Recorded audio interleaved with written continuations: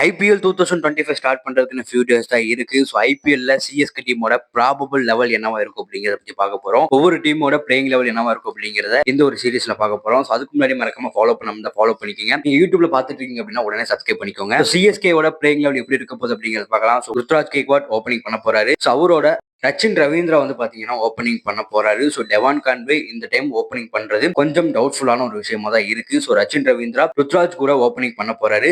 So one டவுன்ல ராகுல் திரிபாதி, அடுத்த நெக்ஸ்ட் சிவம் டூபே, தீபக் ஹூடா, சாம் கரன், ரவீந்திர ஜடேஜா, எம்எஸ் தோனி, ரவிச்சந்திரன் அஸ்வின், நூர் அகமது சென்னை பிச்சில் பிளே பண்ணா நூர் அகமது பிளேயிங் லெவலில் இருப்பாரு. அதர் பிச்சில் வந்து பிளே பண்ணும்போது நூர் அகமதுக்கு பதிலாக வேற பிளேயரை கொண்டு வரதுக்கு வாய்ப்புகள் ரொம்ப ரொம்ப அதிகமா இருக்கு. ஸோ சாம் நேத்தன் எல்லிஸ், ஓவர்டன், ஸோ இதே மாதிரி பிளேயர் வந்து கொண்டு வரதுக்கு வாய்ப்புகள் ரொம்ப ரொம்ப அதிகமா இருக்கு.